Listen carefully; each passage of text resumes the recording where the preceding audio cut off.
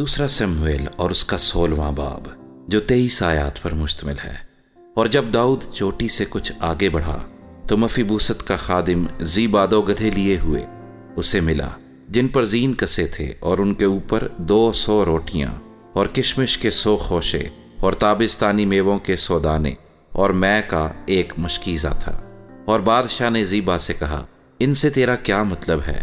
زیبا نے کہا، یہ گدھے بادشاہ کے گھرانے کی سواری کے لیے اور روٹیاں اور گرمی کے پھل جوانوں کے کھانے کے لیے ہیں، اور یہ میں اس لیے ہے کہ جو بیابان میں تھک جائیں اسے پئیں۔ اور بادشاہ نے پوچھا، تیرے آقا کا بیٹا کہاں ہے؟ زیبا نے بادشاہ سے کہا، دیکھ وہ یروشلیم میں رہ گیا ہے، کیونکہ اس نے کہا کہ آج اسرائیل کا گھرانہ میرے باپ کی مملکت مجھے پھیر دے گا۔ تب بادشاہ نے زیبا سے کہا، دیکھ جو کچھ مفیبوست کا ہے وہ سب تیرا ہو گیا۔ تب زیبا نے کہا، میں سجدہ کرتا ہوں، اے میرے مالک بادشاہ، تیرے کرم کی نظر مجھ پر رہے۔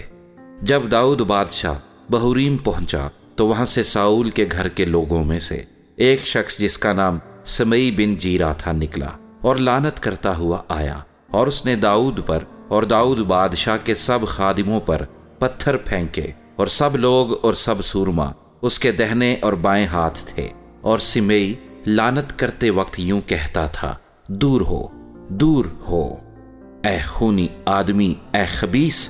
خداوند نے ساؤل کے گھرانے کے سب خون کو جس کے عوض تو بادشاہ ہوا تیرے ہی اوپر لوٹایا، اور خداوند نے سلطنت تیرے بیٹے ابی سلوم کے ہاتھ میں دے دی ہے، اور دیکھ تو اپنی ہی شرارت میں خود آپ پھنس گیا ہے، اس لیے کہ تو خونی آدمی ہے۔ تب زرویا کے بیٹے ابیشے نے بادشاہ سے کہا، یہ مرا ہوا کتا میرے مالک بادشاہ پر کیوں لعنت کرے؟ مجھ کو ذرا ادھر جانے دے کہ اس کا سر اڑا دوں۔ بادشاہ نے کہا، اے زرویا کے بیٹو، مجھے تم سے کیا کام؟ وہ جو لعنت کر رہا ہے، اور خداوند نے اس سے کہا ہے کہ داؤد پر لعنت کر، سو کون کہہ سکتا ہے کہ تو نے کیوں ایسا کیا؟ اور داؤد نے ابیشے سے اور اپنے سب خادموں سے کہا، دیکھو میرا بیٹا ہی جو میرے سلب سے پیدا ہوا میری جان کا طالب ہے، پس اب یہ بنیامینی کتنا زیادہ ایسا نہ کرے، اسے چھوڑ دو اور لعنت کرنے دو، کیونکہ خداوند نے اسے حکم دیا ہے۔ شاید خداوند اس ظلم پر جو میرے اوپر ہوا ہے نظر کرے، اور خداوند آج کے دن اس کی لعنت کے بدلے مجھے نیک بدلا دے۔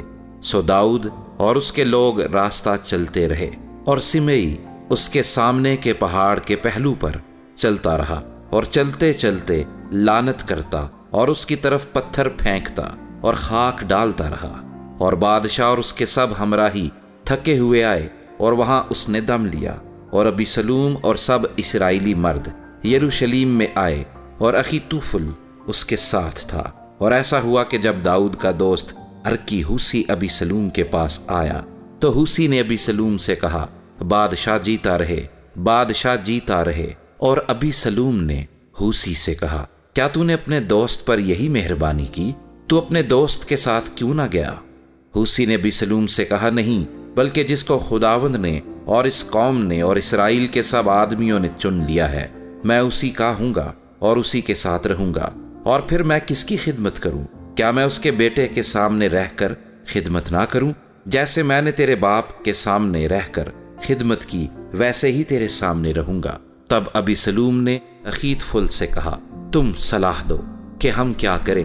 سو اخیتفل نے ابی سلوم سے کہا کہ اپنے باپ کی حرموں کے پاس جا، جن کو وہ گھر کی نگہبانی کو چھوڑ گیا ہے، اس لیے کہ جب سب اسرائیلی سنیں گے کہ تیرے باپ کو تجھ سے نفرت ہے تو ان سب کے ہاتھ جو تیرے ساتھ ہیں کبھی ہو جائیں گے۔ سو انہوں نے محل کی چھت پر ابی سلوم کے لیے ایک تمبو کھڑا کر دیا، اور ابی سلوم سب بنی اسرائیل کے سامنے اپنے باپ کی حرموں کے پاس گیا۔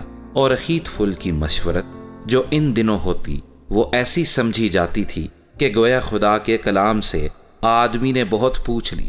یوں اخیتفل کی مشورت داؤد اور ابی سلوم کی خدمت میں ایسی ہی ہوتی تھی۔